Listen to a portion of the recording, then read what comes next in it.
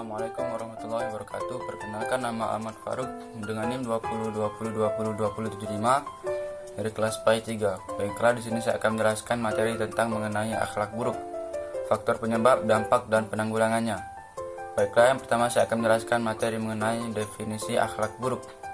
Berikut beberapa pendapat Al-Ghazali mengenai keburukan akhlak, yakni A. Keburukan akhlak yang timbul karena ketidaksanggupan seseorang mengendalikan nafsunya, sehingga pelakunya disebut al-jahil.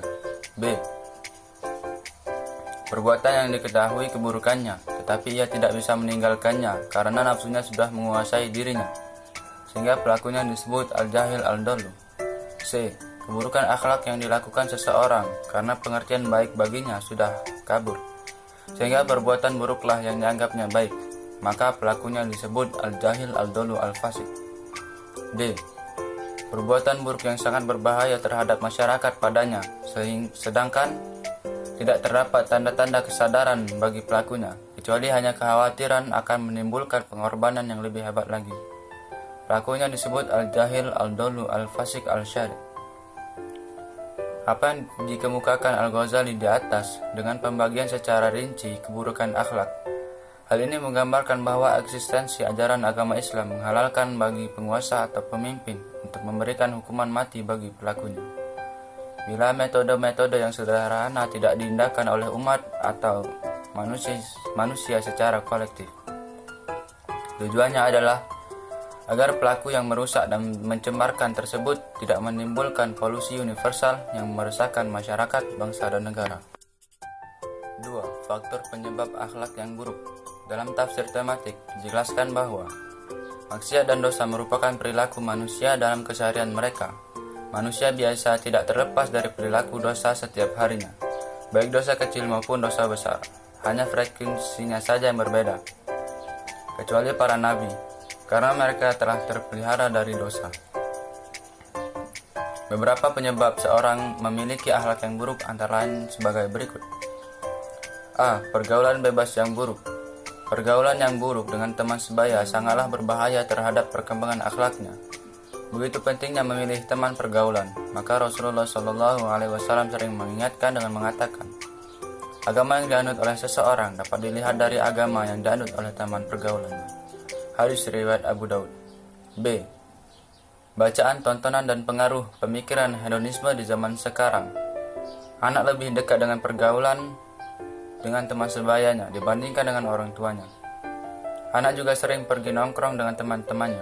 Dari sinilah anak bisa mendapatkan bacaan, tontonan, dan pemikiran hedonisme yang dapat merusak akhlaknya sehingga memiliki akhlak yang buruk.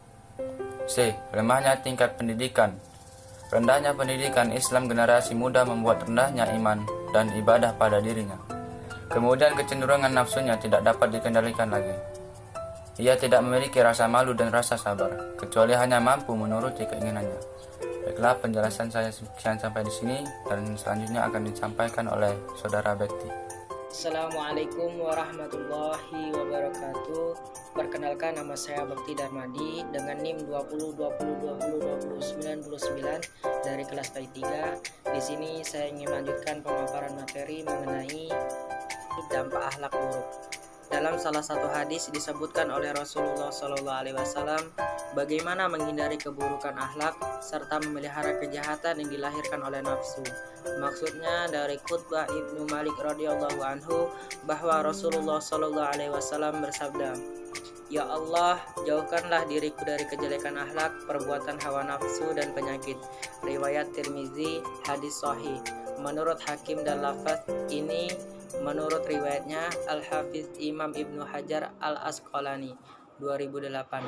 Adapun bahaya yang ditimbulkan akibat maksiat dan dosa itu seperti yang disebutkan oleh Ibnu Qayyim rahmatullah alaih sebagai berikut. A. Terhalangnya ilmu agama karena ilmu itu cahaya yang diberikan oleh Allah Subhanahu wa taala dalam hati dan maksiat itu mematikannya. B. Terhalangnya rezeki. C. Mendapatkan celaan dari lingkungan masyarakat sekitar. D. Terhalangnya ketaatan. E. Maksiat memperpendek umur dan menghapus keberkahannya. F. Merupakan merusak akal, sedangkan kebaikan membangun akal. Yang selanjutnya, upaya penanggulangan akhlak buruk. Saatnya bagi umat Islam untuk lebih terbuka lagi dalam mencari ilmu agama tanpa fanatik kepada golongan atau guru tertentu. Karena umat sudah semakin dewasa dan sarana informasi telah berkembang pesat sehingga tidak ada alasan lagi bagi umat Islam untuk mengatakan tidak tahu.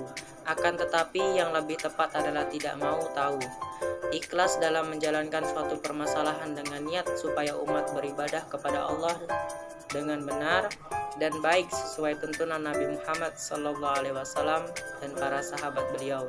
Berdakwah mengajak manusia kepada Allah dan Rasul-Nya agar selamat di dunia dan di akhirat dengan penyertaan perubahan sikap dan perilaku yang juga dapat dijadikan rujukan dan diteladani bagi yang lain, atau Zuhdi 2016.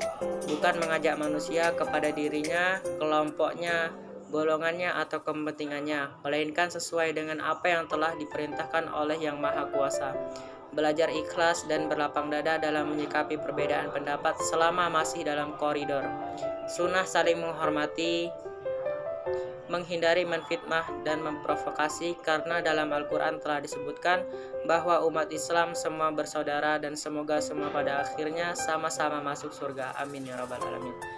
Meskipun di sisi lain senantiasa ada perbedaan, termasuk amalan dan ibadah sunnah atau Zuhdi 2016. Usaha untuk membentuk dan memelihara agar perilaku buruk tidak berkembang, maka perlu disemai rasa dan kekuatan persaudaraan, sehingga setiap individu memiliki ikatan antara yang satu dengan yang lain.